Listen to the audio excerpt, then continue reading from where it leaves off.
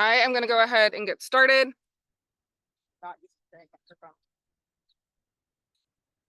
Okay. I forgot that I had a microphone and I was just shouting. All right. All right, so I'm going to go ahead and get started. If you didn't hear, we're going to record this so that we can share it with other people that are not here. Thank you guys for coming. We're going to not get started. We're going to just wait a second here. Come on over and join us.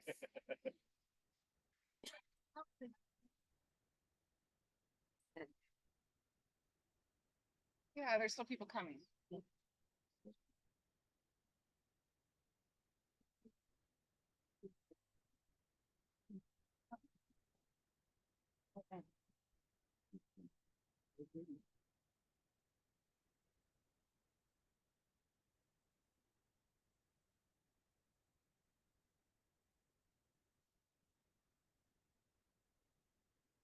Yeah.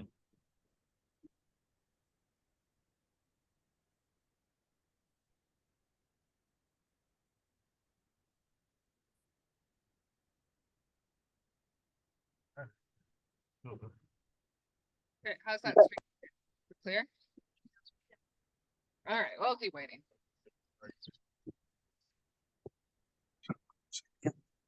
One time I did this and a guy showed up an hour late and then was like asking me all the questions. I'm like, I already answered all these things, but so then I have to stay another hour, talk to him, answer his questions. I know. I know it's hard, and the Fridays are hard, and short notice was hard. Hard. I know. But you're gonna make it easy, right? We'll talk about it. We'll talk about it. The thing. Weather is good. The weather is great. Was it really windy and stormy here yesterday? Yeah, I live in Spokane and it was stormy and weird too. And then my kids were inside. I'm like, this is awful. I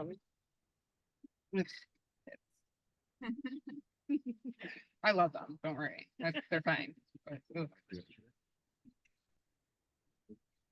Take the good with the bad. Okay. All right. I think we're going to go ahead and get started. It is a few after. All right. So my name is Victoria Banyan. I work for Northwest Cooperative Development Center. We are a cooperative development center that provides services to all of Washington State and Oregon and Idaho and Alaska. We one time tried Hawaii too, and that was a lot of fun because we got to go to Hawaii.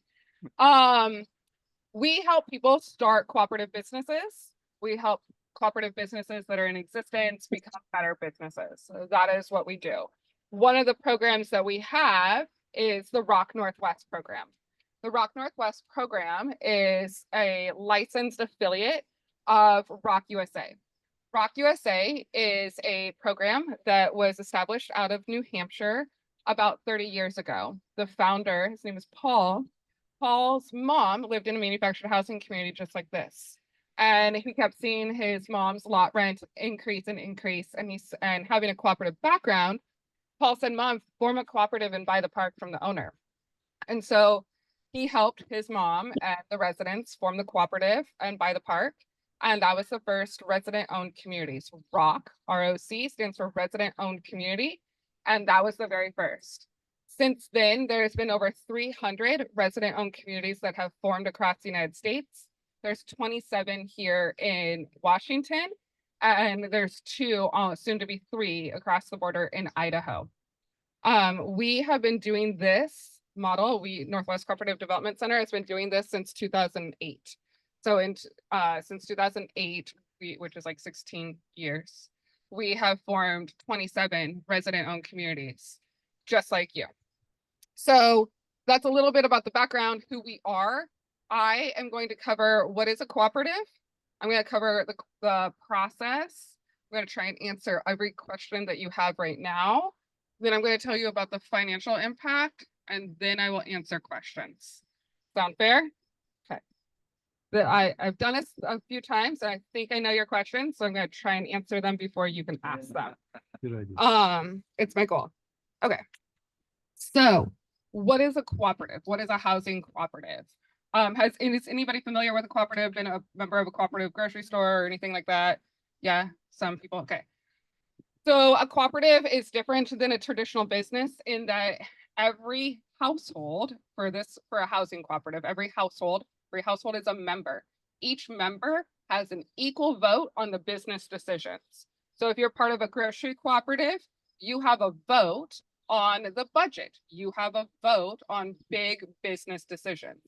For a housing cooperative, you have a vote. Each household has a vote on the budget, on big business decisions. If you wanted to turn this little park here into an amusement park, that would be a big business decision and you would have a vote. In a cooperative, the decisions are made, most decisions are made by majority. So a 51% vote, and then we move forward and that's the decision that the cooperative makes. There are two main different types of housing cooperatives. The first one, which we are not, is a market rate cooperative. A market rate housing cooperative means that people bring money, equity, to the table to purchase the property. There are market rate manufactured housing communities, meaning the residents in the park all brought significant equity, like $10,000, $20,000, to be able to purchase the parcel of land. Most cooperatives that are market rate are in New York City and they are apartment buildings. That is not what we are. So that's one type of cooperative. That type of cooperative gets the members receive an equity share. So if a member moves out, they get a proportional share of the increased land value based on what they put in. Make sense? Okay. We are a limited equity cooperative. A limited equity cooperative is quite similar, but the significant difference is that there's very limited equity that a resident or a household is going to put into the cooperative. The equity that you're going to put into the cooperative by the program model cannot exceed $1,000. Most typically, it's $100 to $200. And that's for the lifetime of you living in the community. So $100 or $200 is the limited amount of equity that you put into the cooperative's purchase of the land. And then when you move out, you get that money back. It's not interest bearing, it's not earning anything. It literally is supposed to sit in a bank account, which is better than sitting in a shoebox. So it's supposed to just sit there and members get their money back out when they leave the cooperative. So that is a limited equity cooperative, and that is the model that we're working under. Make sense? Great. Okay. Hi, welcome. My name is Victoria. Okay, so I talked about NWCDC, I talked about the process. Okay. All right, let's talk about the process. So the notification that you guys got, actually, the notification that you guys got, I get it as well. I get it as well because Northwest Cooperative Development Center is a quote eligible organization. And under the statute, the notification goes to the residents, it goes to the Department of Commerce, and the Department of Commerce sends it out to all the eligible organizations. There's like 600 eligible organizations. We are the most active eligible organization. The other eligible organizations are cities, towns, housing authorities, for the most part. There's some other groups in there, but that's really mainly who it is. So when I get the notification, my job and what we do is we determine feasibility of cooperative acquisition.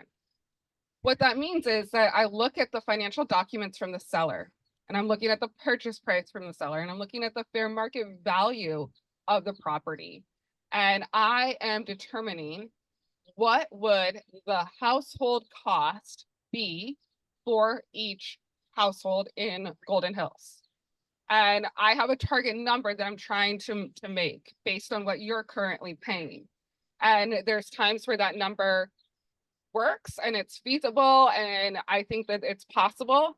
And then there's times where it doesn't work and it's not feasible and it's probably not possible.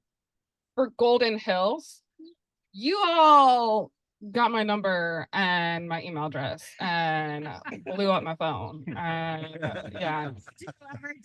Well, don't do that again. That was really, But considering that I also have like every other manufactured housing community that's notified calls me too.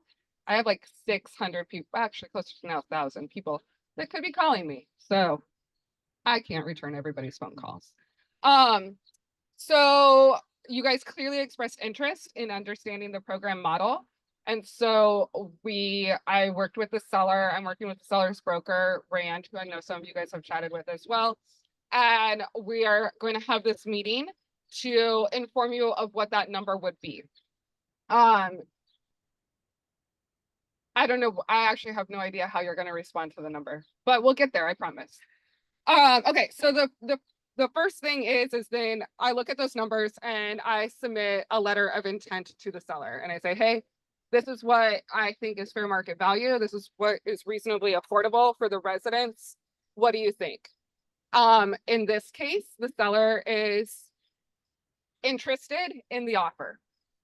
And we need to have this meeting before we move to either putting this under contract for cooperative acquisition or not and not do that.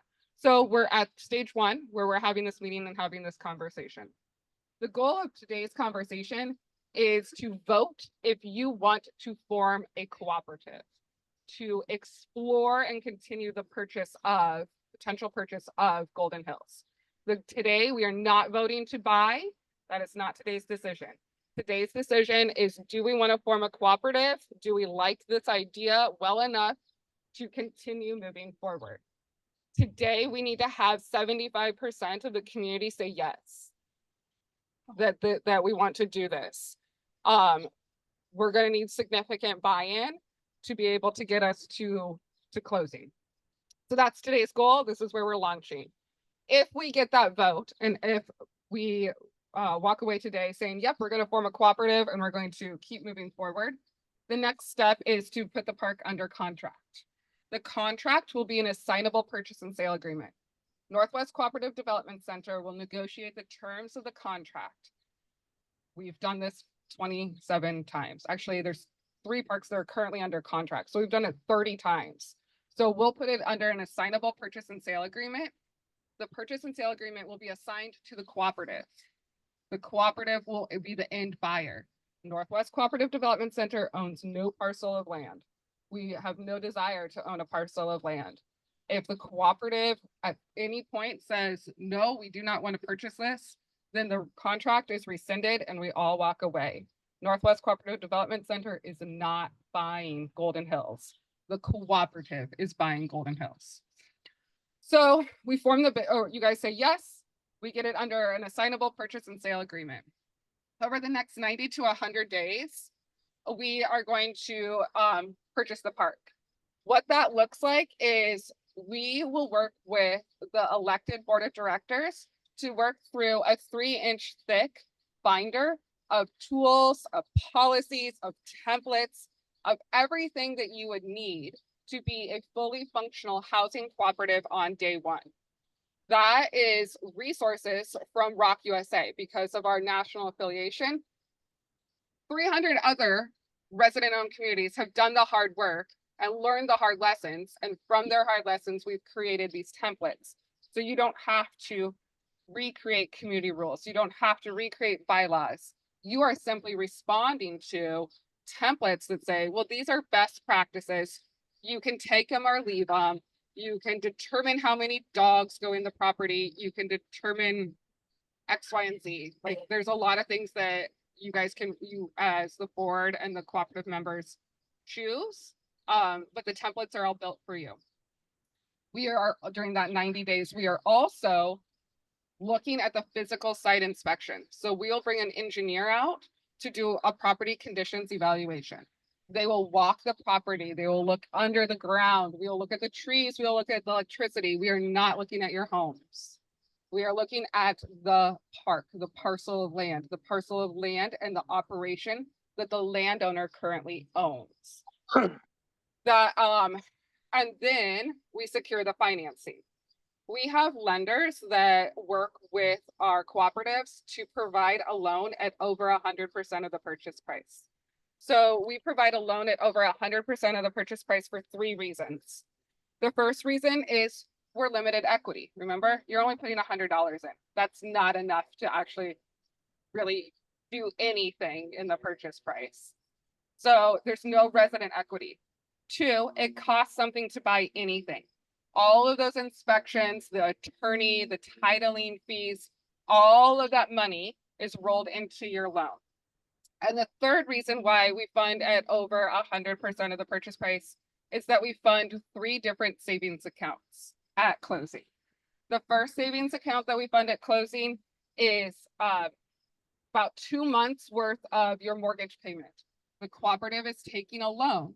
That's the cooperative's mortgage payment. So the lender is going to put 2 months worth of mortgage payments in a reserve account, in a savings account, and hold it for emergency purposes only. We are also going to put 2 months worth of operating expenses in an account where you, the cooperative, have access to that money and you can start not spending it, but using it as you need. That's really emergency money. So if something happens in the middle, if a tree falls on a house in the middle of the night and you need to put a homeowner in a hotel for the night, you have working capital, you have money, the cooperative has money to put that resident in a hotel for the night and figure out the situation in the morning, okay? The third savings account that we put money in is called our capital improvement budget. That engineer who looked at the property is going to create a 10-year plan of what needs to be repaired or replaced in that 10 years. They're going to put a cost estimate in there and we're going to fund that budget on day 1. So we've had cooperatives that had significant repair needs. And on day 2 of operation, they were on the phone getting bids so that they could do the repairs to the water system or trim the trees or whatever they needed to have done because we have money in the replacement reserve. So during that 90 to 120 days, we are building your cooperative. You're going to work with one of our team members to build this cooperative, not from scratch, based on information that we already have available. We're going to do a physical site inspection. We're going to do a boundary survey. We're going to do an environmental analysis. We're going to bring out an engineer that knows a lot of things and bring them out to the park. And then we're going to secure the financing with a loan. The loan that you would get is a 10-year loan, amortized with the payments spread out over 30 years. It is a fixed interest rate. It's roughly about 6.5% interest. So you're going to get a loan. I will go through like how much of a loan in a sec. I know, I see you taking notes. We'll go over how much of a loan in at the end, and we'll talk about the financial breakdown. So all of that happens.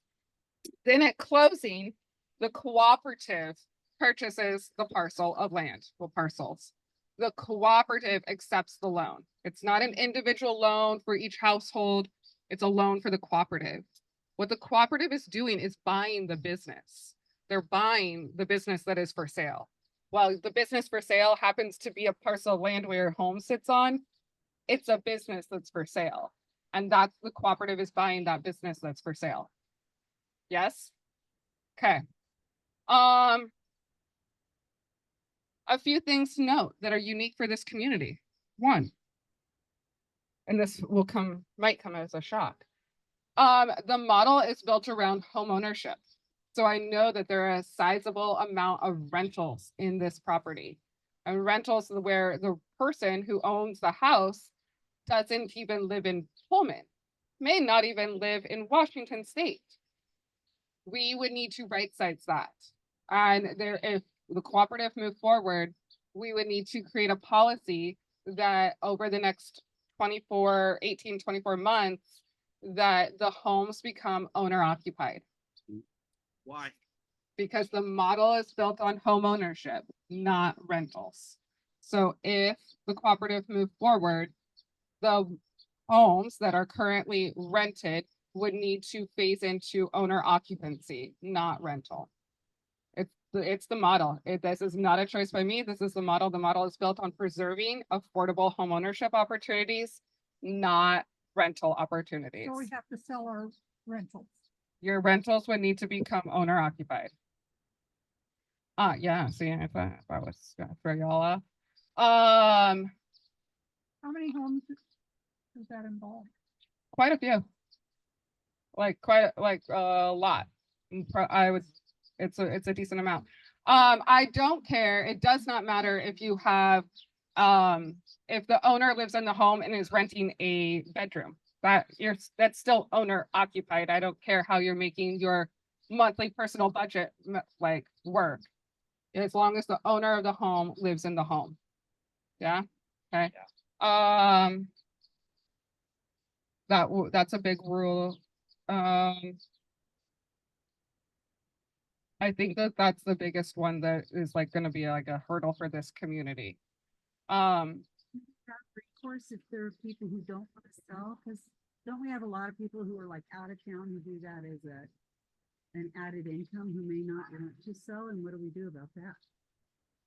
I mean, if the option is $800 a month flat rent or owner occupied at $400 a month Ah, flat Well, rent, there you go. really gotta consider longevity for yourself. Well, I don't think that's even gonna be allowed. No, so to your question, Repeat the question, please. yeah. So the question was, what if somebody that owns a home and is currently renting it doesn't want to sell their home? It would get really tricky and it would get really hard. What would probably end up happening is that there would, after the 18-24 months, there would be a notice to that homeowner that says you are in violation of the rule. And so if they didn't comply with the rule of owner occupancy, which is a rule, then we would most likely begin the eviction process because they would be in violation of that rule, which sounds weird because you're evicting somebody who doesn't live there, but somebody might actually live there. And it sounds really weird, but we would be evicting that homeowner, the person on the title, from the cooperative because they're not, and they're in violation of the rule. And that would be the process. Can't even vote for it because you have Uh, to be occupied. They'll kick you out. The 40%. 2 years. Be able to Sell their property. Yeah, overnight. it's not an overnight thing. Yeah, that landlord, we would create a policy that said after 18-24 months, something like that, you would have to change your occupancy to owner occupancy. It's something written into like the bylaws. It is the bylaws, like that is an unchangeable Rock USA model that I cannot change. That's not a Victoria Banyan. That's not even an NWCDC. That is a model guideline. So when you're evicting the homeowner, they have to, get their mobile home out of the park, is that right? They could abandon their mobile home park, or mobile home. They could sell their mobile home to the cooperative. They could sell their mobile home to the resident who currently lives in there. Yeah. Okay. Yes. What happens if, was sparked a whole bunch of thoughts in my head. You do not have to become a member of the cooperative. So if you live in here and you think this idea sounds nutty and you want nothing to do with it, you would continue to live in the park, but you would be a renter from the cooperative, just like you're a renter now. So your relationship to this parcel of land remains the same. The owner just changes. If you become a member, then you have a vote in the business decisions of the cooperative. If you leave the park and you want to sell your home, you can sell your home in the same way that you sell your home right now, in the same way that these homes are for sale right now, in the sense that you can sell it for however much you want. You can do whatever you want to with it. The people that approve the buyer and approve the potential resident would be the cooperative. And part of the rules is that this is affordable housing. So if you have two offers that are equally competitive, like word for word the same, that you would select the resident that has the lower income so that we can ensure that we provide affordable housing for low income individuals. I have never seen where a word for word offer is presented and they're like exactly the same. But that's part of the bylaws. That's an unchangeable rule that I can't change either. Are relatives allowed to live? as Yeah. long as they don't pay rent? If the owner does not live there, but relatives do. That's a trick question. All right, so the question is, mom and dad own the house and their child is going to school at Pullman. Or even in Moscow, and you choose to live on this side because it's better. Uh-huh. I'm and mom and dad are paying rent. I'm paying for the fee because it's cheaper than student housing. Right, I know. I'm with Just say you don't know, honey. It's okay. no, I think, no, it's not that I don't know, but I don't think that that's like, we're talking about people that are unrelated to each other, right? Like super distant from each other. We have people in cooperatives right now where grandma owned the home, she's long gone. It was passed down to her daughter, and right now her granddaughter is actually living in the home. I don't care about that. Like that's, you just didn't transfer the title because you didn't do it correctly because you didn't know. Like we don't necessarily care about that. So this scenario would kind of fit in that same bucket. So I don't necessarily care about that. I'm more concerned about people that are using this as an income generating opportunity, which completely understand why, but like that's not going to fit within the model. But so if you, I guess just, if you owned it or if you're trading the home, but you're not a part of the cooperative, you still rent that then? But you're not a member of the cooperative, You would be in violation of the rules, even if you're not a member. even if you're not a member of the cooperative. Because if you're not a member of the cooperative, you're a renter, and a renter is going to have to sign, just like you guys signed now, right? You have a lease and you have rules for the community. And so you would have to sign them. And so if you don't sign a lease and if you don't sign the rules, then like on day one, we can actually start the eviction process because and this is not mean. This is just how it is. Because if you don't sign a lease or sign to the rules, you would start to become a squatter and having property on somebody else's property that you didn't have permission to have your personal property on somebody else's real property. Again, not mean, just rules. Yeah. I knew this one was going to be a big deal. Okay. Feel good about the process? Oh, shoot. All right, stop. You guys ask me questions. I do not to ask me questions. Okay. All right. So you purchase the parcel of land. The cooperative purchases the parcel of land. They accept the loan. For the next 10 years, we will support you. That is our job. Our job is to provide, we call it technical assistance.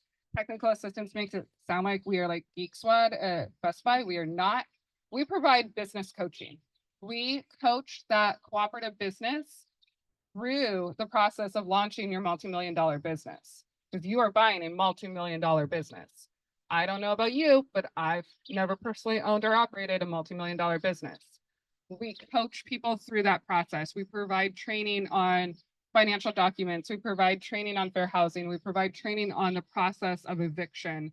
And we go to your monthly board meetings. We go to your annual membership meetings. We help you through that entire process for a minimum of 10 years.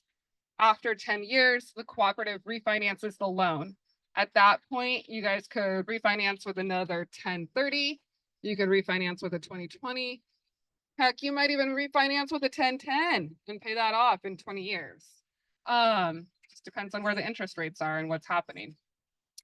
Once you outright own the parcel, then the cooperative owns the parcel.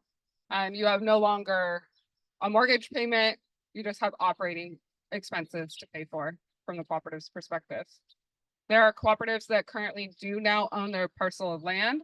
They're in New Hampshire, they're not here. And it's pretty amazing because they now own their park. Do they keep their lot rent the same? You can keep your lot rent the same afterwards if you want to. I personally probably would, or keep it close to the same. just for operating expenses, just for betterment, just for like, now you have cash in the bank to turn this section into a water park if you wanted to. Like, you can do something else with that cash. I don't know why you would, but you could, because the insurance cost is gonna be out of this roof. I would not do that. Yeah. Earlier, I just wanted to clarify something. Earlier, you had mentioned 10 years, Mhm. and then you had also mentioned 30-year. It's a 10-year loan with amortized over 30 years. So it's a 10-year term, and in 10 years you have to refinance. But the lender, which is a nonprofit bank, is in this for the mission purposes, and so they spread the payments out for over 30 years. So So you can't refinance. you can till refinance, 10 years? nope, you can refinance early. There's no refinance penalty. So if for some reason and they wake up in the morning and they say, you know what, we're gonna change the interest rate back down to a reasonable 2, then we can refinance, but I mean, that's not gonna happen. So, right, that's not happening. Right, yes. Okay. Want to talk more about money? Yeah, okay. All right, I'm gonna hand out the money handout.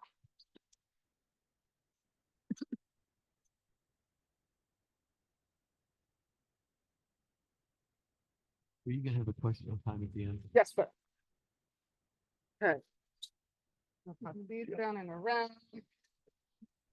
And give these to you. These down and around. Talking about.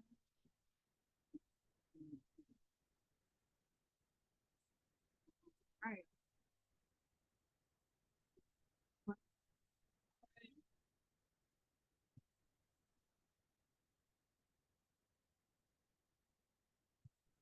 Okay. All right, let me check the chat here too.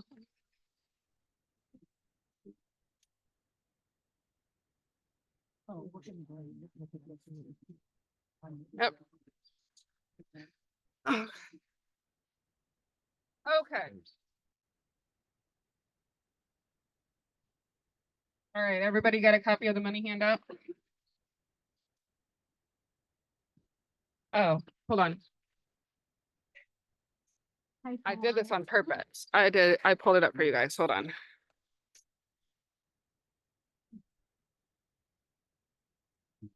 Put them on the plate. Thank you. Hold on. Guys. Right now.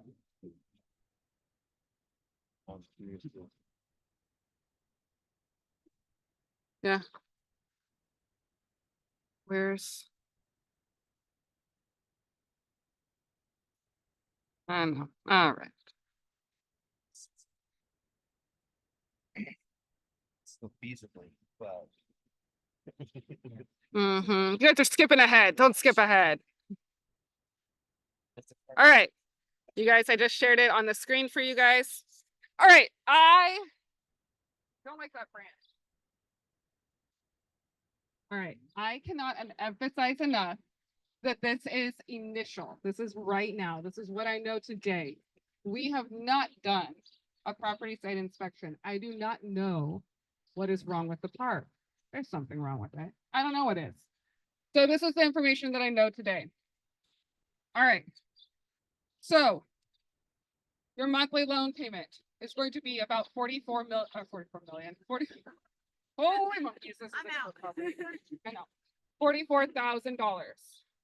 Your monthly operating expenses are about $36,000, a little bit north. So in total, you have about $80,000 of operating expenses. Okay. This includes about a $2.5 million grant. So without that grant, your loan payments would be even higher.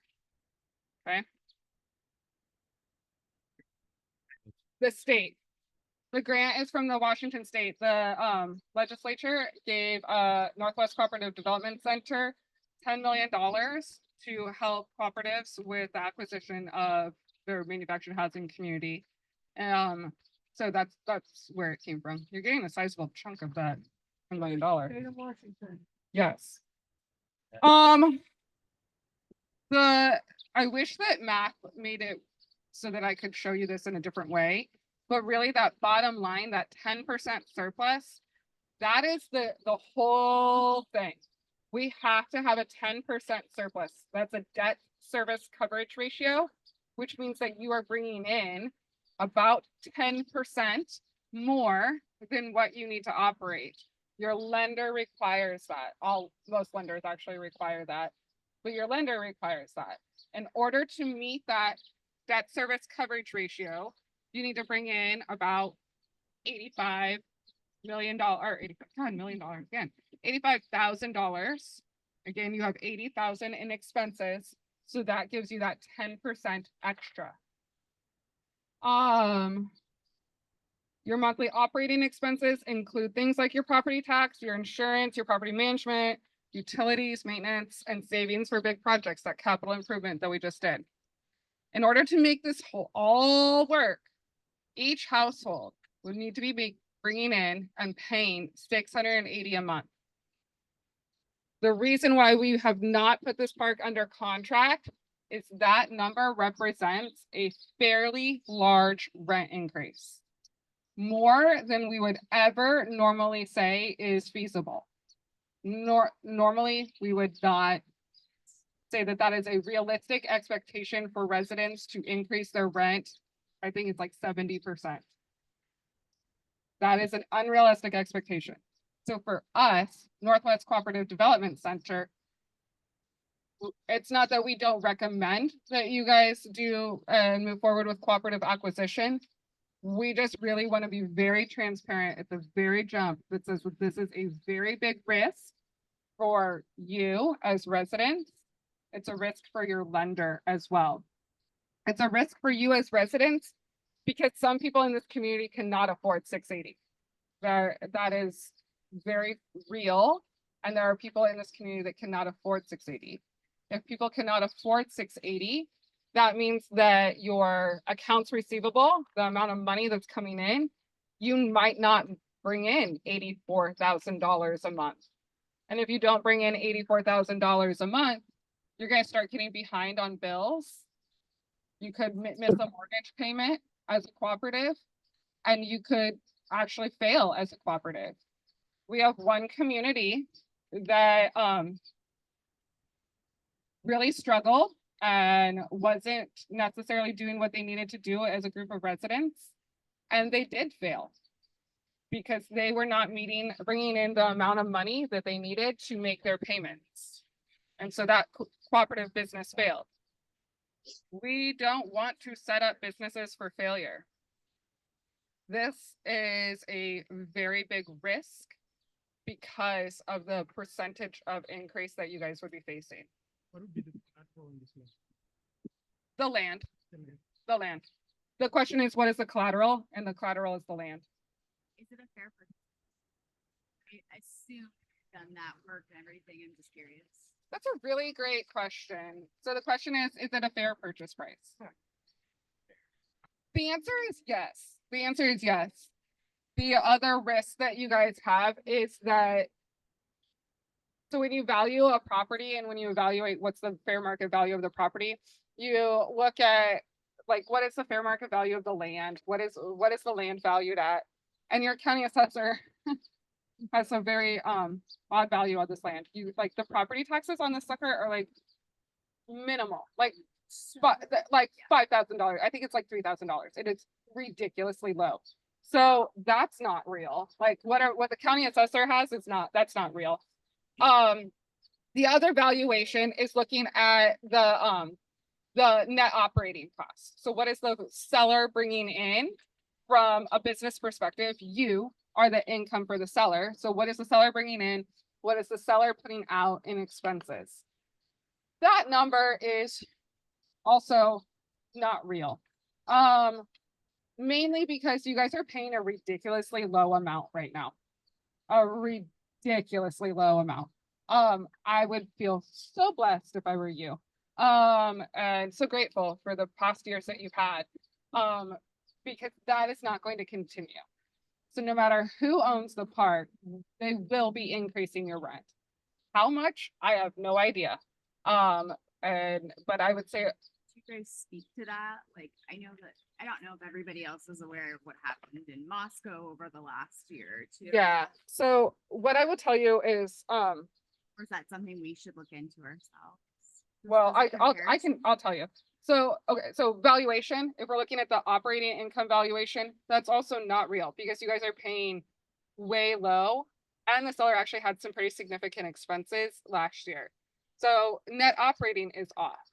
So then the next evaluation that I look at for fair market value is looking at what's the average price of a park in Washington? What's the comps out there in parks that are sold? The comp is $9 million. That's really the comp. I have a park in Tumwater, which granted Tumwater is more urban, but it's the same park, like basically exactly the same thing, but 115 units and 55 plus housing. And that one sold for $10 million. So To, the residents, okay. yeah, the residents bought that one. I was just curious if it was a Yeah. developer. or No, the something. residents bought it.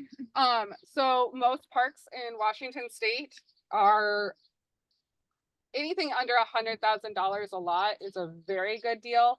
Most parks sell for $100,000 a lot, which is where we get this 9 million. 125. You're all about Roughly. How many are rented, do you know? Yeah, I do know those numbers. They're in my bag. I'll grab them for you guys before and tell you those numbers. That's, so it's like currently there's like a manager, right? And is that included in this, or how does that work? You're gonna hire a professional property manager. And that's included in this. The property management fee is included in this.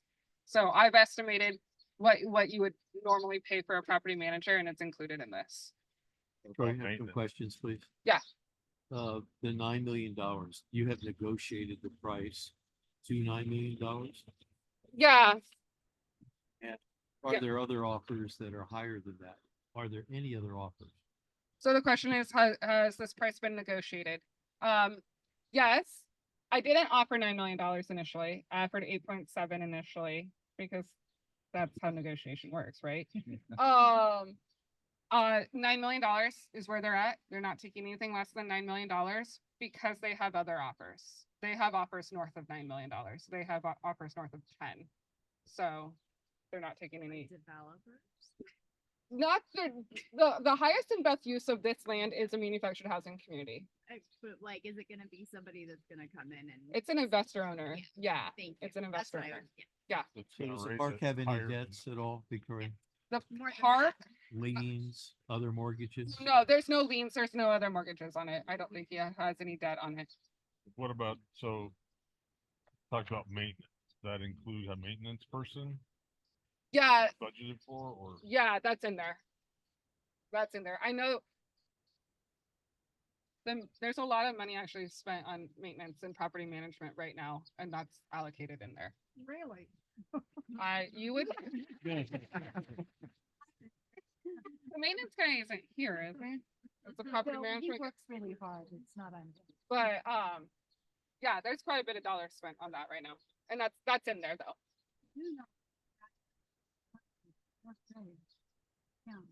Yeah. But it's still ridiculously low. The other place in, it's very open. I wouldn't say, it could be better. Well, Yeah. everything could be better. This is by far one of the nicest parks on the Palouse, hands down. Correct. Like, and it's by far the cheapest too. Totally. Absolutely. Victoria, does the park have cash on hand? Is there, if it goes with the purchase of the property? No, that's why you have. Any the original accounts, loan. any cash going with this? So any deposits that you have paid will come back to your household. No, I mean, what currently right now, if we buy this business? Yeah. Is the bank, or is there any bank account coming cash? with this? No, you're not getting any money from the seller. You're And- giving them $9 And million. the accounts receivable of unpaid rents, you know how much that is? Low. The question was the accounts receivable of unpaid rents. It's really low. So like right now, you all can afford what you're currently paying pretty well. Great. That's good. You should. But the risk is, can we keep everybody paying at 680? Okay, and what's the normal cost of a lot in the area of Idaho and here? So that's So that. are we, Skyline what you're is asking, is that, 660, I think. excuse me, is that considered by you from your experience, is that considered a fair rent? A fair value? So the question is 680 fair market value? And the answer to that question, my answer to the question is going to be different than the lender's answer to that question. My answer to the question is, do you want to preserve your manufactured housing community and control it? And at what cost do you want to do that? So there is somebody in this crowd right now that says, God, I would pay $2,000 to be able to be part of a cooperative community and have control over it. And for them, that's fair for them, right? There's somebody right here that says, I can't afford that. The most I can afford is $500. And that's what I think is fair. So the question of like fair market value, that's a very personal decision, like what in personal budget. In terms of what are other communities looking at? What's the average? What's I the should have average? asked Average. I think that you guys have been blessed is like the only word that I can say. I've looked up that But- average at $655 Yeah, a like, month. I would say 655 is the average. You're not, yeah, I would say across Washington, nobody else is paying under $500 a month. And that's in rural Washington.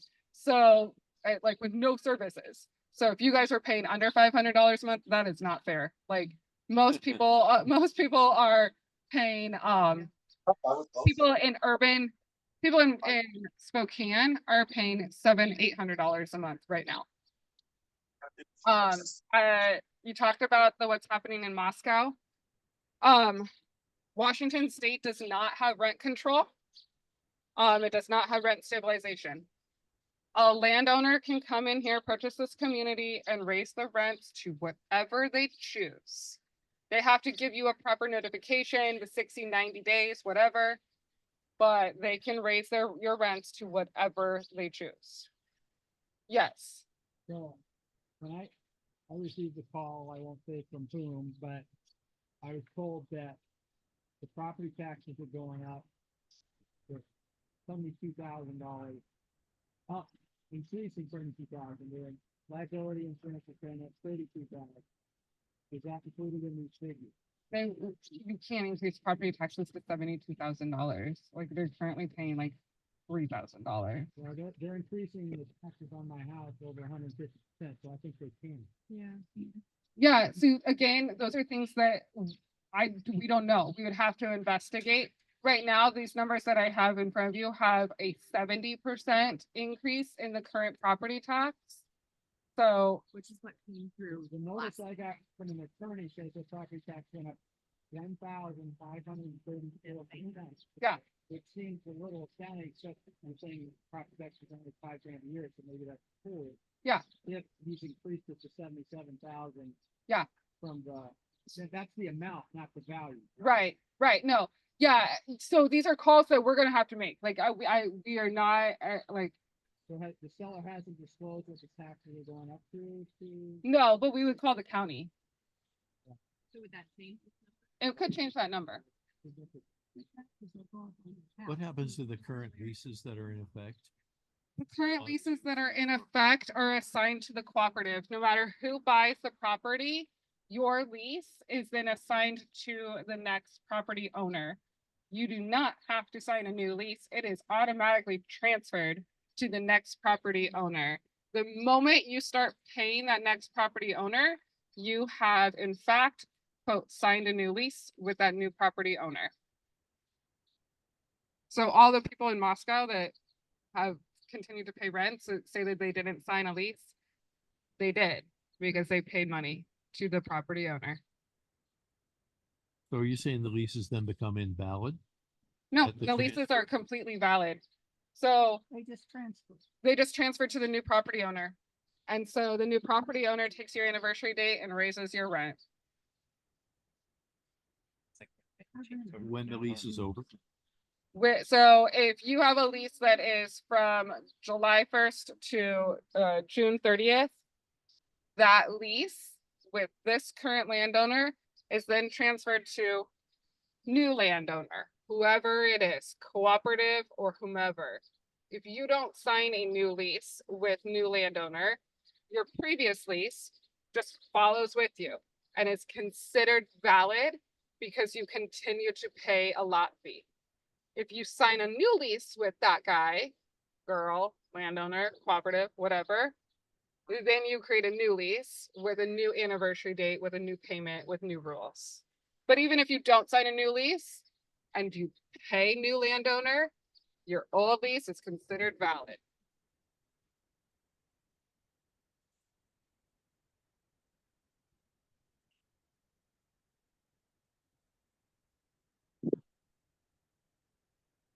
After a cooperative is formed, do they stay about the same? Do they go up and down?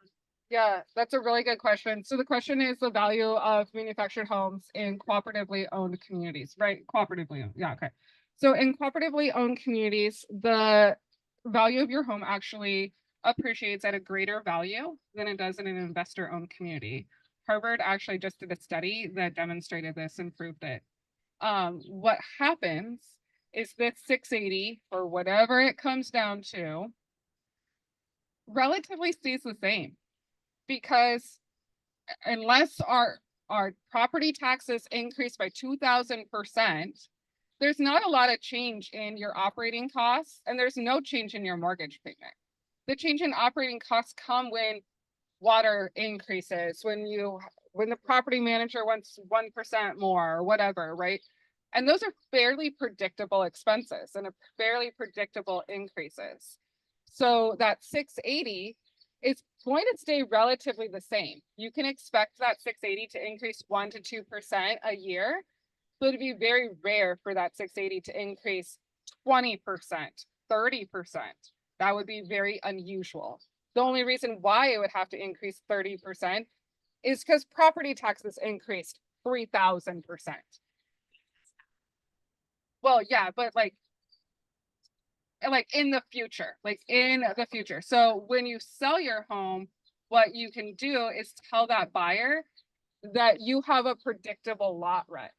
And the cooperative members vote and determine what the lot rent is. So you guys have a very predictable lot rent, whereas in an investor-owned community, it's not your decision. You have no idea what the lot rent is going to be. So the value of your home, the appeal of your home isn't really there. It's hard to sell a home in an investor-owned community. It's really easy to sell a home in a cooperatively owned community. Victoria, does the purchase price of the park include space number 1, what's presently the office? Yes. Does the purchase price include the manager's house office? Yes. Does it include every area that we would expect, like this park?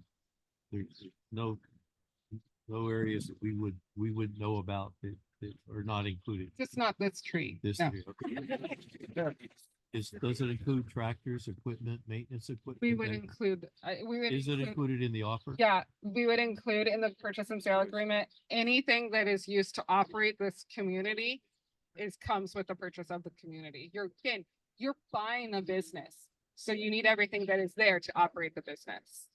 Yes. The, back to the land, the lot rent, the 680 is the total price, not 5 something or other plus $85 Correct. a month for others, tax, whatever. Yeah, 680. Because she just renewed a lease on her rental unit. Yeah. And it was $656, so we're already. if You're already doing a there. Lease renewal and you have a rental, you're already into 680 territory. Water included. So right now in our lot rent, water's included. Yeah, it stays All the the same. utilities. Oh, like whatever you're paying, like whatever you are direct billed right now or whatever is included in your rent stays the same. Water and garbage are the two. Water sewer. What?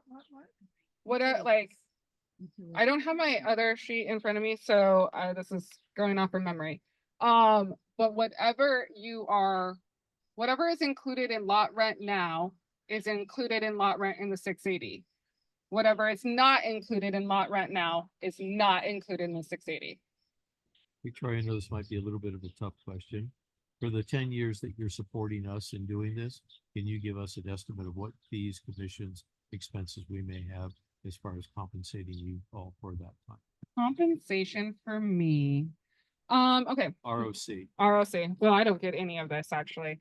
I mean, I do get paid, but not by you. Okay. So our compensation comes in two different forms. The first form is at closing. At closing, there is a percentage of the purchase price that it comes to our office as a development fee. It is 4%. Yes, I had to do math. It is 4%.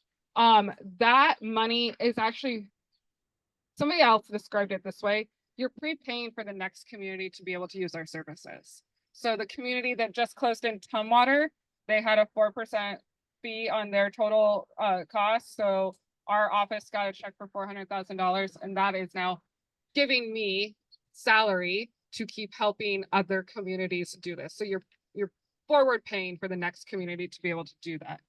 The other way that we get paid is we get a percentage of the interest of your loan. It is From the bank. from the bank. So the bank pays us a percentage of the loan on a monthly basis. That number is ridiculously tiny that it doesn't like, it's 50 basis points. So it's 50 basis points of your total loan. So it's minimal. It's very tiny on a monthly fee. It doesn't actually cover anything. So yeah, most people don't.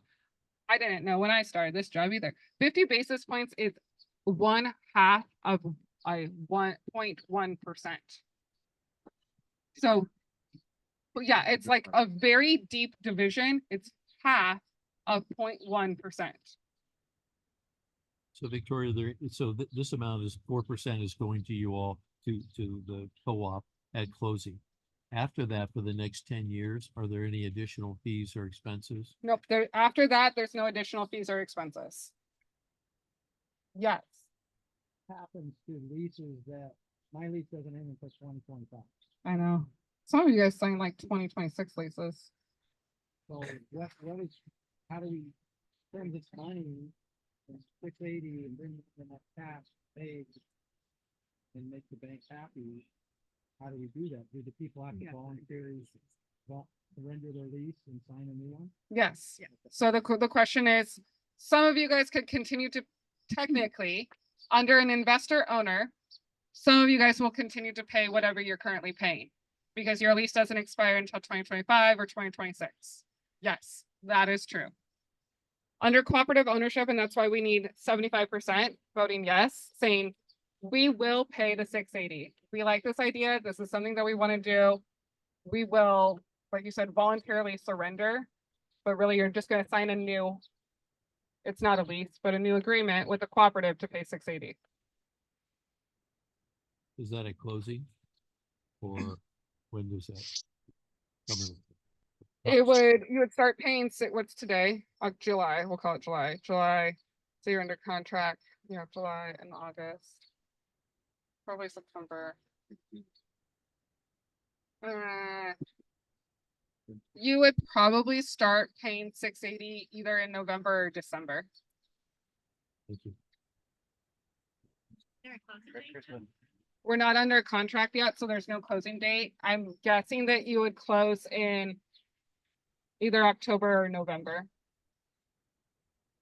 When talking about law, we're presenting that, like that, on every law in the talk. Mhm.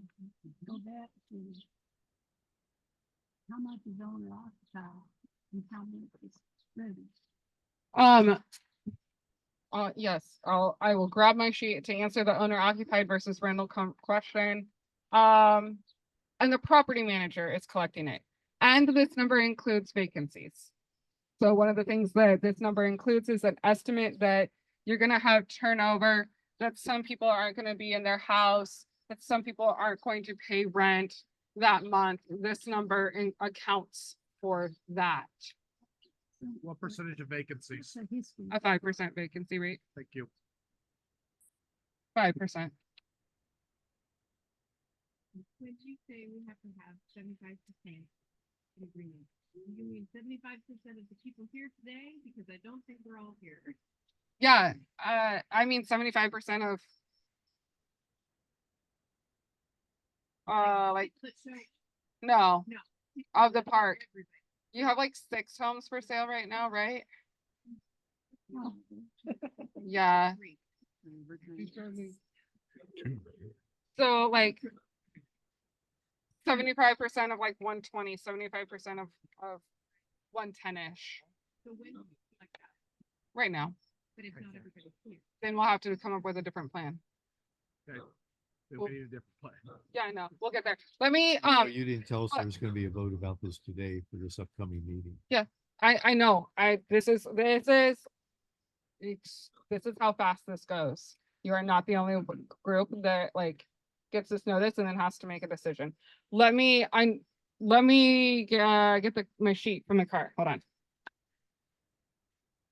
Because that number, $9 million and let us figure something out. Like, it's a big hit. They want to be done.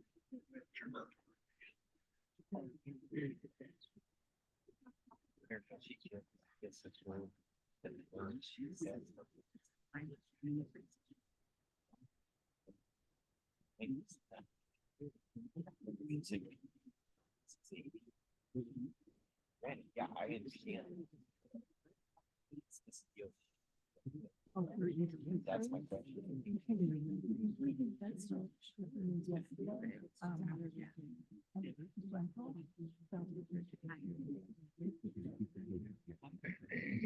I could.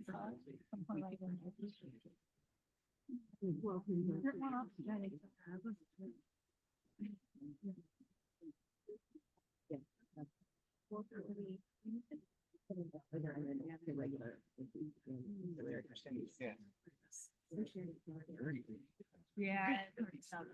oh, at least 30.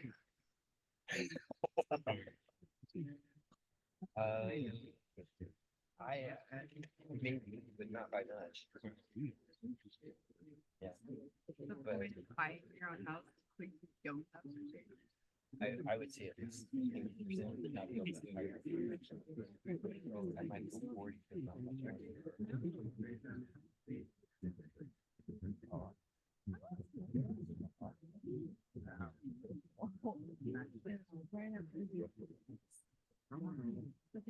I used to have a townhouse. And I bought it for $89. I sold it for $170, so it like managed to. That's here and there. We got tired of blocks on. Around here, that's for Swiss side of circulation. There is a definition around 50. It is blue here, so the skyline. It's looking about what. They don't care what he needs as long as you come back. I know it does. Seems like it. My kids are enamored, but they don't. Look, they're crazy lady to walk. They've been off. I know people. Go to say hi to Fred.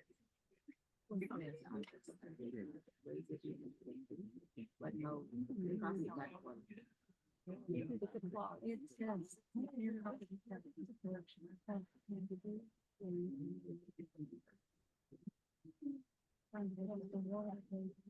Yeah, that's the part.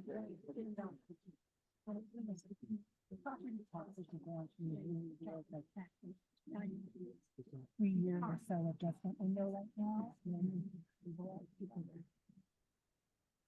That's way to control the cost of the water situation. You can find it. I see that grass for the dogs, but I ripped out the grass that not in the factory.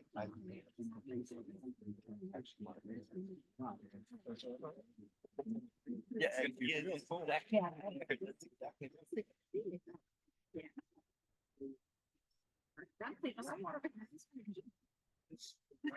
want to- I really find that. They're very. Not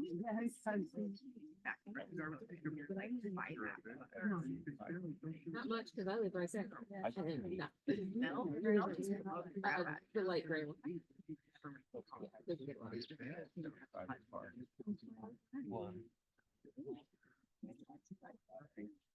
Yeah, this one neighbor could come on and mow my lawn. Never had that happen. We know what's for sure the neighbor kids on this side. When I first moved here, some people come out lawn mowing. I don't know. I thought that this was, okay.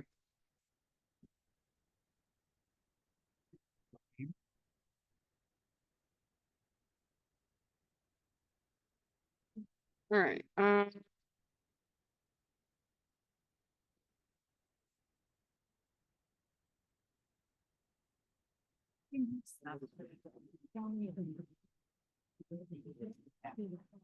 Can't order it, and I can't do like on pages.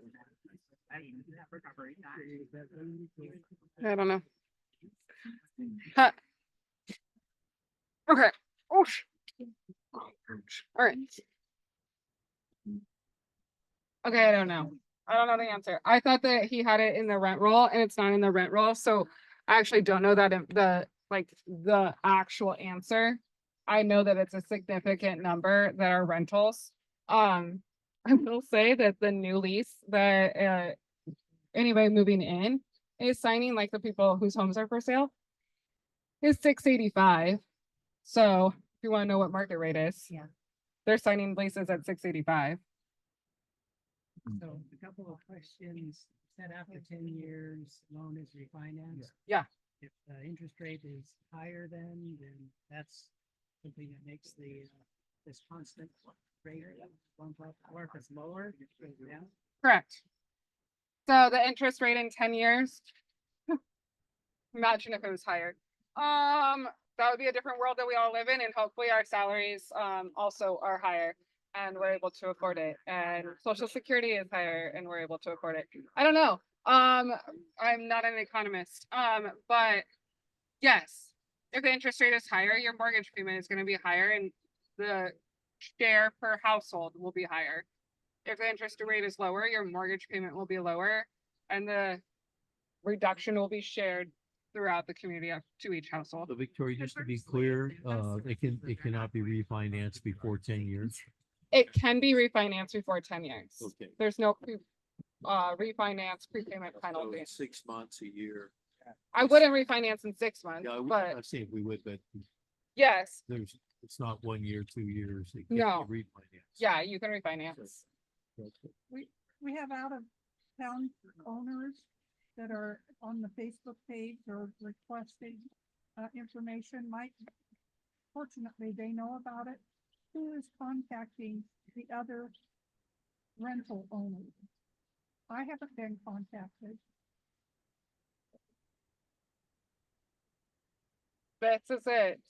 This is your contact. This is when you are notified. We can't do much more than that. Are you able to get a list of all the owners from the present business in order to contact them by mail or email? Do you have that information? We'll have that conversation in just a second. When we pay the loan at the end. Yeah. The owner of the land still be the cooperative, right? Yep. Is there any chance that each house should be the owner of the land? No. So the question is, can we divide the parcel so that everybody has a parcel of land underneath their home and they are the owner of the home and the land? I mean, technically, Yes, you can. Is that a good idea? No. It's not a good idea for several reasons. The primary reason being that this community was not built that way. And so if we tore it down, actually, I can't make that statement because this community was built like a subdivision, so it actually might be physically built that way. This park was built to be a subdivision. This park was built to like be a good example of what manufactured housing communities could look like. So I can't actually say this. What I normally tell people is that when your community is built, it's built on shared services, meaning the sewer line runs underneath everybody's homes or right behind everybody's homes. And so to divide each parcel is somewhat impractical because you are using shared services throughout the parcel. Because this parcel was built to be a subdivision, you're probably actually not. You're probably teeing off from a main line that's down the middle of the road, and each house has a line of like sewer and water to each house. So that's probably how this community was built. I can't guarantee that. We would know during inspection. But we're also just not going to do it because the whole goal is that creating cooperative opportunities. They're not individually metered for water. But I think that they tee. Like, I think that they tee off a single main and each house has its own tee. I don't know. I have no idea. The meter each pole back. Yeah. Okay, I think that conversation. that also makes sense with how they would have built it. When do we have to have our 75% vote? Let's talk about it. Yeah. Okay, so, okay. Let me think through the rules, because this is being recorded. And they're gonna hold me accountable to the rules. Hi, everybody that's on recording. Hi, Rock. Okay, so the rules are the people that can vote are the people that are homeowners. Because again, not my rule, Rock's rule. Homeowners are this is Rock's rule, okay? Homeowners that live in the home and it's an owner occupied home can become members of the cooperative. So the rule is that homeowners that own and occupy the home can become members of the cooperative. People that are renting from somebody right now, you cannot become a member. This is Rock's rule. Don't come at me. You cannot become a member and you do not get a vote. So that takes our 75% down pretty significantly, right? About homeowners who don't live in. Or trying to sell their house that don't You- currently live in it. If you are trying to sell it, you're in a different category. Do you rent your home? Then no. So that if you rent a place in here and you own it, you don't vote in it. If you don't No. live in the property. If your name is Joe and you are on the title and you live in the home, Joe can vote for the property or can become a member and can vote. If he doesn't rent it out, if he rents it out, If Joe rents out his home, he cannot vote, and the person that lives in Joe's home cannot vote. So that Joe is in effect a no vote. no vote, Yes, no vote. Joe is a no vote according to Rock rules. Unless you're going to become an owner occupied, I suppose. Yeah, that would be an exception. Like if Joe says, well, I'll move back into my home, then we can talk about it. But if Joe has no desire to convert to owner occupancy, then I mean, if Joe has no desire to convert to owner occupancy, he's a no anyway. Because he couldn't keep doing his operation, right? He couldn't keep operating his side hustle of income, right? Let's say Correct. The new owner could also say no to rentals. Invest. An investment owner. I've been told that it's rare for a park in this area to have rented. It is extremely rare to be able to have rentals. Okay, just to clarify, I have a rental, but I am on the other side, but I am also a co-owner on this side. So Okay. I'm both situations. Yeah. Okay. Where do you live? Do you live on this side? On this side. Then vote for this side. 34. Okay, So you can vote for 30, you can be a voter for 39 because you live there and you're a co-owner of that house. No one is voting for I 34. understand. Okay, that's great. So we need 75% of the owner occupied. We Correct. don't need 75% of the park. Correct. Hold on, I Oh, gotta, right. hold on. I'm gonna text Rand and he's gonna answer my question. He knows we're meeting. Hold on. That's a big, big number. Yeah, why isn't it 50 something?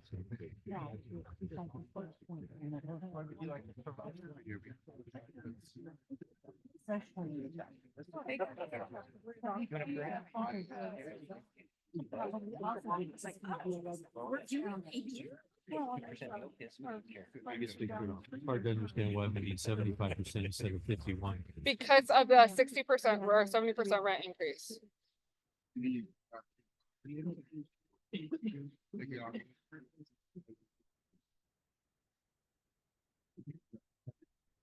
Thank you. Yeah. Okay, so the question was, why do you need 75%, not 51? Because of the rent increase. Because this is like, I want to reiterate, normally we wouldn't have this conversation. Because the rent increase for us, it's uncomfortable. Uncomfortable and it exceeds affordability. Normally, when we look at this, we top out at 40%. A 40% rent increase is a lot. And that is usually where we top out. And that is where we don't go to residents if we're looking at a 70% rent increase. We don't have, I don't put this decision upon the residents if it's a 70% rent increase. Unless your guys are freaking aggressive like you have been. So then, okay, clearly you guys want to have this conversation. I mean, at the end of the day, it's also your decision. And so that's why we're here. Most of the time, when we don't have conversations with residents, it's because we're looking at a 200% rent increase. You guys are, I mean, 70 is 70. It's closer to 40 than it is 200. So, that's why we need a 75%, because we really need to demonstrate that this is something that you guys want and that you guys are willing to do this and able to do this. Is that a regular number that you all use, or are you just doing that in particular for this particular case? Normally we do 51. Normally when we go to a community and I had this conversation with 2 communities on Sunday. The normal number for today's vote is 51%. The one thing that we didn't talk about is, when do you vote to buy the park? After we do the due diligence, after we secure the financing, 30 days before we close, we'll come back and have another meeting like this. Maybe not here, because it might be cold, but someplace. And that is when you vote to buy the park. That is when we have all of these numbers no longer say draft, they say final. And we know exactly what the numbers are going to be. We know what the community rules are. We've created the policy about home ownership and whatnot. And we have all of that in place. And at that meeting, 30 days before closing, that is when we vote to buy the park. And at that meeting, we need 75% of the residents to vote yes, which is why we're voting with 75% now. It's not a made up number. It has like nods to history. What? Yes, today's vote is like, we want to get to that and let's see if we like it. So you're not buying the park today. We're saying we want to get to that and see what we like. Yes. There's no earnest funds or anything. We put the money in earnest. So Northwest Cooperative Development Center will pay the earnest money for once we put it under contract. I think we said $20,000. Yes.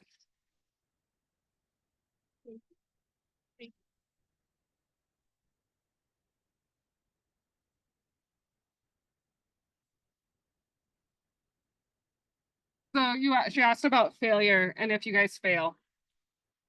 We don't want you to fail. Like, that's not like the goal of this. The one cooperative that has failed, it's a more complex story, but yeah, the baseline is that they didn't work their business. They failed. They didn't contribute what they needed to be able to contribute to make the operating expenses. We have been working with that community for like 2 years to try to save them, to try to help them, to try and help the board of directors do what they needed to do. At the end of the day, we don't make the decisions. I do not make a decision for the cooperative. The cooperative, oh, we're having beer. Oh my God. I am recording. I'm not having beer. So we've been working with that cooperative. We don't want them to fail. Where was I going with this before you got distracted? What happens if you fail? Oh, what happens if you fail? Yeah. So you're going to sell it back to an investor. That community that failed, I am working with them to sell to an investor. So it will be sold to an investor owner. So the worst case scenario, and this really is the worst, is that you fail. 680 is too much. We start going in the red and we are having problems. And 2 years from now, we're not going to foreclose. We're going to sell because you do have an asset to sell. Like this is an asset to sell. So the cooperative will sell the property. Then divide up. No, there's no proceeds. You can't make any proceeds off from it. So Victoria, are you talking about a vote of the owners that are qualified to vote today? Yeah, A certain percentage of those that are here or of all the owners that are owner occupied houses? all the owners that are owner occupied houses. But we don't have that number. We don't know if we're gonna be qualified here today to vote. Because I don't know. Raise your hand if you live in an owner and you own your home and you occupy your home. Only raise your hand One per household. per household. 1, 2, 3, 4, 5, 6, 7, 8, 9, 10, 11, 12, 13, 14, 15, 16, 17, 18, 19, 20, 21, 22, 23, 24, 25, 26, 27, 28, 29, 30, 31, 32, 33, 34, 35, 36, 37, 38. 39. Okay, let's math. Well, okay, so, okay, hold on. Keep the number 39 in your head, okay? 125 minus the 6 for sale. That's 119. Minus the office? Minus 1 the office. Minus Rand just told me 20. So that's 98 times 7.75. So 20 year rentals? Is that what you said? 20 are rentals. Okay. How many? 20. So we would need a vote of about 75 people or so. And we have 40. Sign your- So we're 35 short. Okay, Are you counting people that are connected to Zoom? there's not 35 people there, but a good call. Nancy's an owner. Is anybody else on the Zoom an owner that occupies their home? Where's Michelle? Michelle M. Who's Michelle M? You guys know who Michelle M is? No? How do we vote if Betty? we're on Zoom? Betty, are you an owner occupier? We are. Nancy is an owner occupier. Seth, are you an owner occupier? Hector? Diane? Yes, Diane, are you an owner occupier? yes, I am. Okay. Does anybody know who Hector is? So this case now Phil, are you an owner occupier? virtually assured. I said 39. 40, 41, 42, or 39. Yeah, 40, 41, 42. We're not gonna make 75 anyway. There's only like 1, 2, 3, 4, 5, 6, 7 people on this call. Okay. So I guess what I want to see is who wants to do this? If you're an owner occupier, what's your vote? Okay, so that's like nobody voted no. Does anybody like sheepishly put your nose if you vote no? You don't want to do it. You vote no? Do you? Do you vote no? Okay. Vote yes. Okay. Put your hands down. Touch your nose if you vote no. Like sheepishly, quietly. You can raise your hand loudly if you want. Okay. So here's what I'm gonna say. I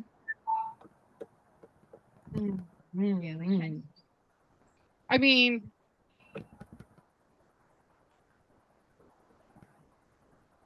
what I will do next is I will find out all the numbers. I will continue to negotiate the contract with the owner, and I will see what happens next.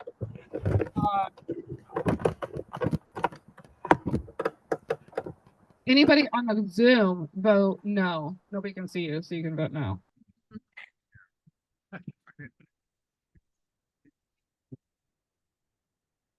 So basically right now you have 40 or so, 46 that vote yes. That also isn't 51% either. No, you're missing at least 35 owners. To be fair, this meeting wasn't really noticed, Yeah. and we didn't know we had to vote on something. Yes. So I think to be fair, we need a process to include everybody. Yeah. Betty, everybody's saying your same point. Like Betty just said, like, we didn't know we were gonna vote. It was a short notice, blah, blah, blah. Yes, I know. So I guess I'm getting the vibe that there's not a big push for a no, that there's more of a push for a yes than there is a no vote, right? Okay. So what that tells me is that I should continue to negotiate contract.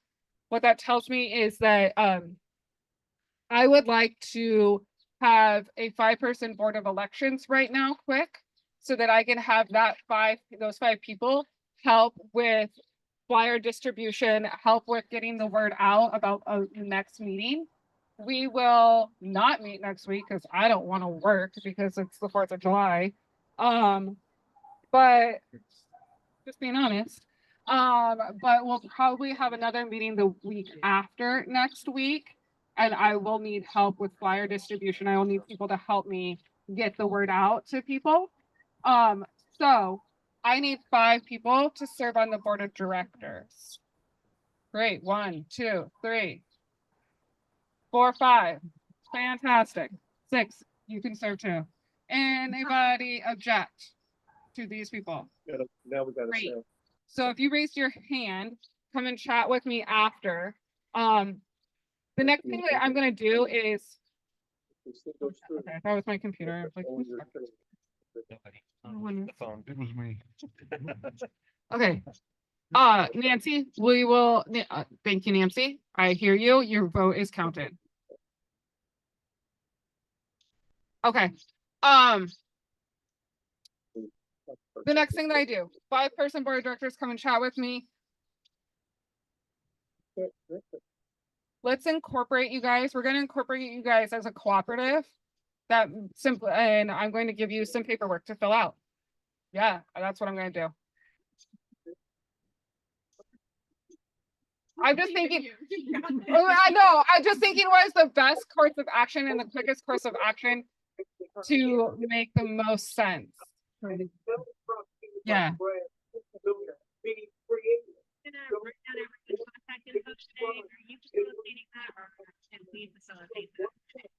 Contact information for all these people.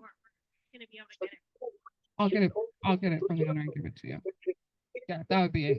That would be great. And it tells prosecutors like Brad, okay, here's what's gonna happen. I'm gonna give you a packet of information and another packet of information. I'm gonna give you guys all 2 packets of information.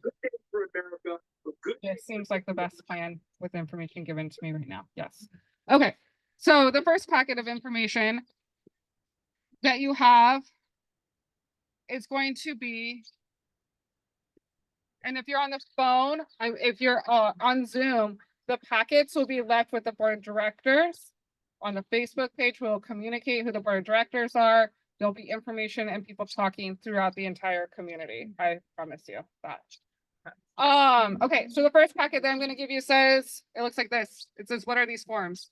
This is a packet of informational handouts that cover everything that we kind of just talked about today and what happens from here on and the next steps. So I'm gonna give you this packet and then hold on. It's over here.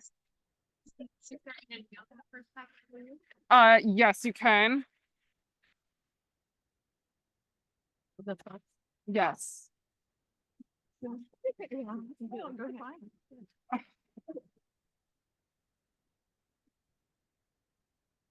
Okay, I don't want to put you up there. Okay. And then as you're handing them out, there's this packet.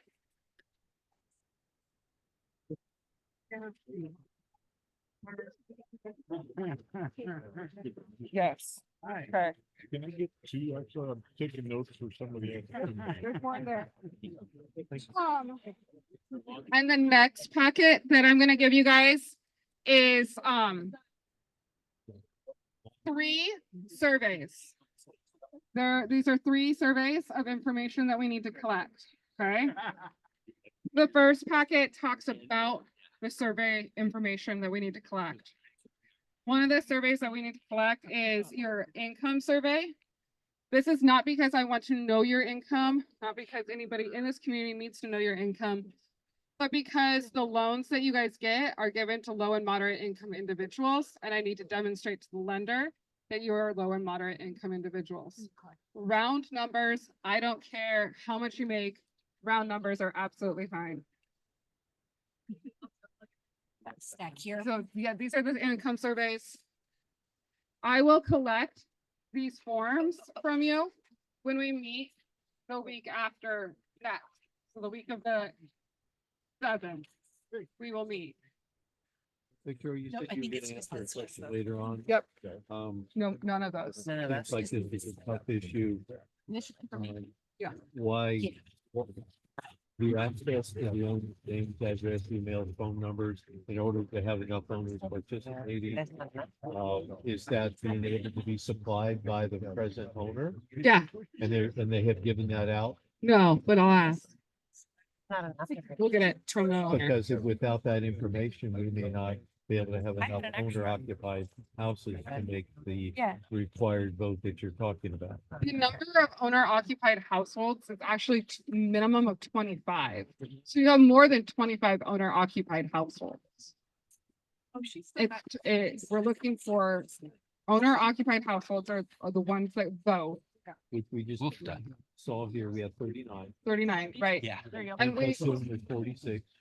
and we're estimating that there's 100 owner occupied households, Okay, but we will get that final number of how many owner occupied households from the landowner right now.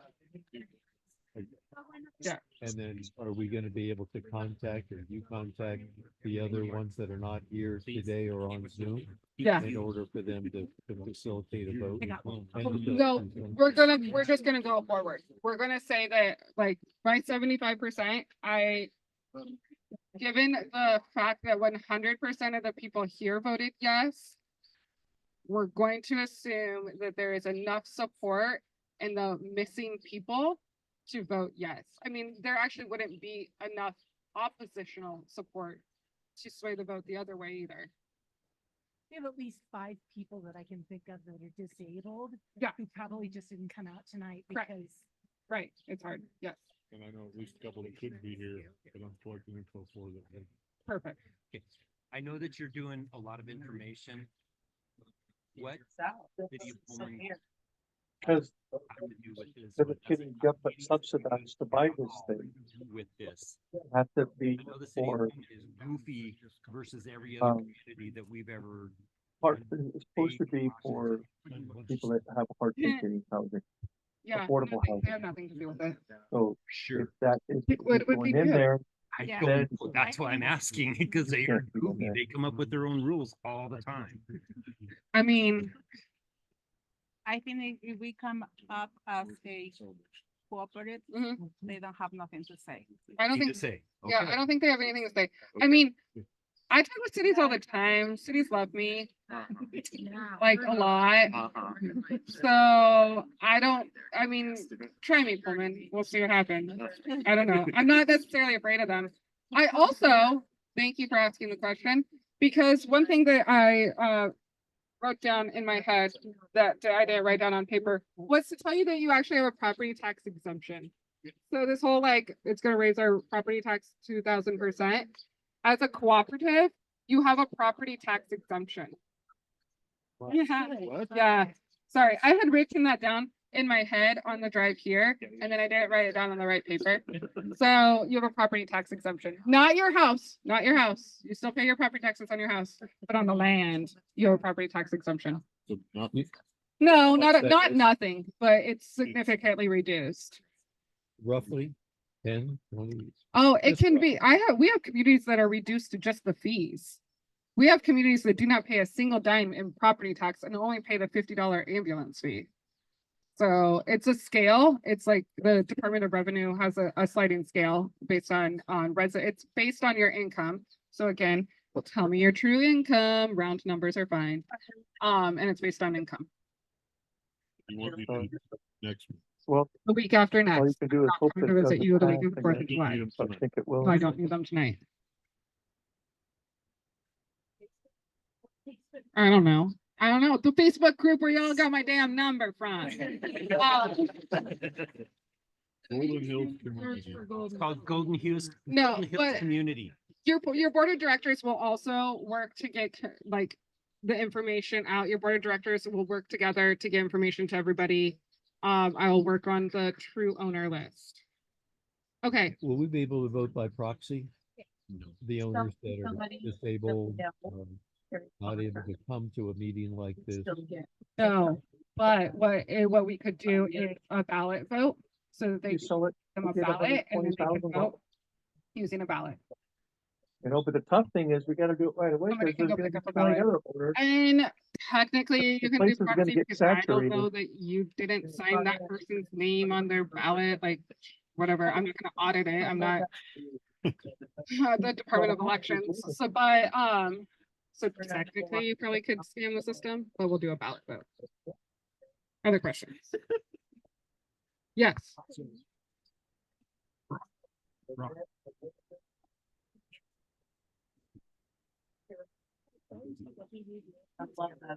Yeah. Yeah, so the seller does want to sell to you guys, like. They want to sell to you because they get an exemption from real estate excise tax too. So it's not necessarily out of the goodness of their heart, though it might be out of the goodness of their heart. But they do want to sell to the residents. And so again, that's why I'm here. So yeah, I mean, it's not, I don't have a signed contract, but I have no reason to doubt that we wouldn't have a signed purchase and sale agreement. Okay, if you signed up to be the board of directors or you want to be part of the board of directors, come chat with me and we'll talk. If you didn't, thanks for coming. See you in Thank a you. couple weeks. Thank you, Victoria. Goodbye. Thank you. You can ask folks, you can ask me. Okay, How will you be notifying us of the date and the time of the meeting? flyer, A flyer a flyer. or not email at all? No. Well, What email do you have? we'll try and get emails, but definitely a flyer. Thank you. All right, for those that are on the Zoom, thank you guys for joining. We will go ahead. We'll get you the information and your neighbors will be in contact with you guys. Thank you guys.